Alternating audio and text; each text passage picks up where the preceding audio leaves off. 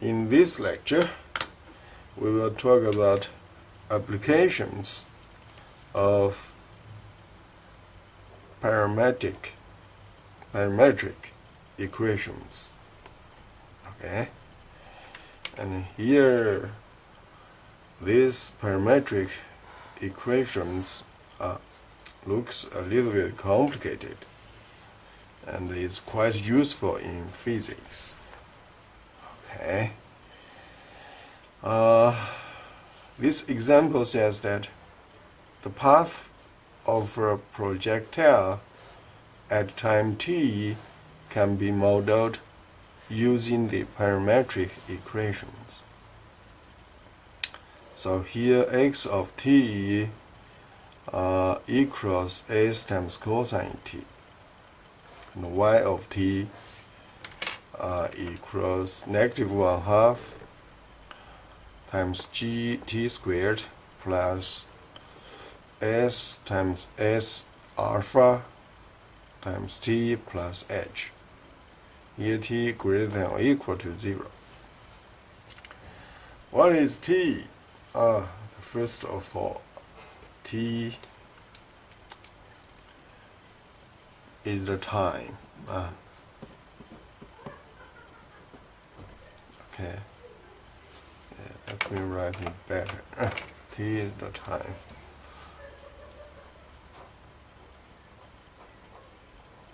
Okay. Okay. So where at t equals 0, s is the speed of projectile in feet per second. You see, in this example, s is given. That's the initial speed. And here, alpha is the angle the path makes with the horizontal. So for the initial speed of the object, then the angle between the initial speed and the horizontal is also given. It's alpha. In this case, is 60 degrees. Okay, and then h is the height in feet. Initially, the height is 400 feet. The object was out 400 feet above the ground. Okay, yeah, so I've started from here going up. How do I know? This is the equation for y-axis. If t is 0, so those two terms are 0. So one time is 0, you got the first one, the second one is 0. So the height, in this case, is given, is 400 feet. Okay? So the object is actually was projected out 400 feet above the ground. Okay, so it's not really from the ground, it's 400 feet above. Remember that. Okay, now the acceleration due to gravity is g equals 32 feet per second square. This is something from physics. Due to the gravity, the object is always pulled down by the gravity. Okay. Ask us here, find the range and the maximum altitude for the given values. Those values are given. S is given, so the initial speed is given, alpha is given 60 degrees, and h is given 400 feet above the ground. The object started out from here, not from the ground. Okay. Now, what is that? S times cosine alpha. You know, the initial speed is like this. And then s times cosine alpha will be this vector. That's the horizontal speed. So horizontal speed times t, then you will have a how far it goes. Okay. Yeah, that will give us the distance. Okay. Initial speed times t will give us the distance. That's the range we need. And then s times sine 60 degree is the initial speed in the vertical direction. Okay, so here is the initial speed in the vertical direction. We know an object is throughout, then eventually it goes like a parabola, and then it will hit on the ground. Okay, you got to understand that the object was 400 feet above the ground at the beginning, and then it eventually hit on the ground, so it will be somewhere here. Okay, and from here to here is 400 feet. Okay, now we got to plug in all the given values into the equation first. Let's see what do we get. Alright, let me plug in the values. That's step 1. Okay, I will write it here. You see x of t is given as s cosine alpha times t. S is given nicely, is 256 radical 3. Radical 3 given to us is letters easy to calculate. You will see that. Okay, and then times cosine alpha, that's 60 degrees,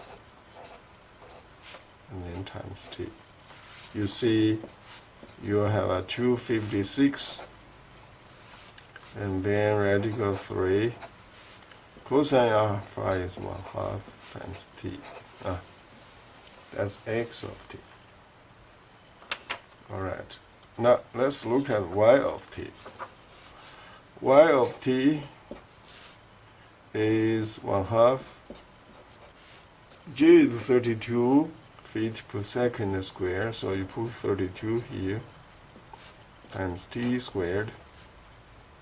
It's actually here also y of t. So y, let me put this is also y of t. Okay. Yeah, I should have a written in this way. So I forgot t here. I put it like that. Okay. Now here we then have a s. S again the same, which is 256 radical 3. That's s. Times sine 60 degrees. You know, am I right? Sine 60 degrees. Okay? I'm going to write like that. And then plus h. H, we know, is 400 feet. Okay, let's simplify this a little bit.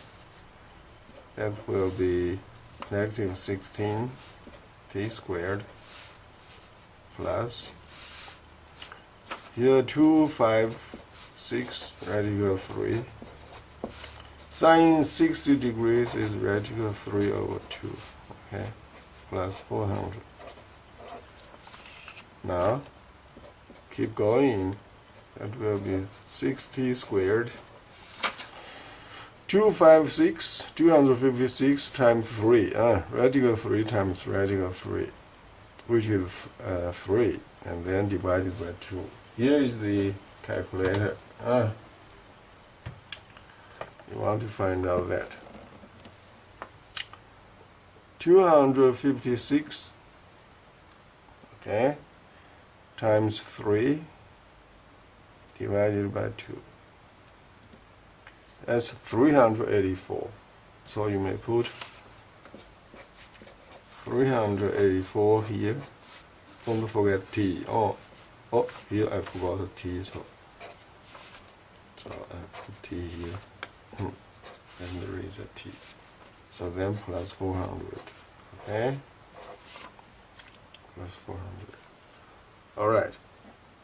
Now, we have an equation for x of t and the equation for y of t is like that. Okay. You know, this tells us at different time, if you plug in t, you will have the height. Okay? Because y is the vertical direction. You will have the height. And how long does it take for the object going up and then goes down? You know, the height previously was 400 feet. And here the initial one is 0, right? Yeah. 0. Right down here. So reach the ground from here up to here. So then the height eventually goes to 0. Okay? So what we would like to do is we want y of t is 0. Solve for t, then we'll know how long does it take. Okay? So probably I should write how long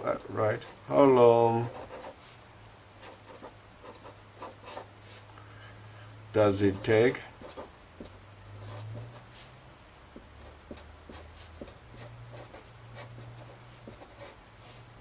to reach the ground?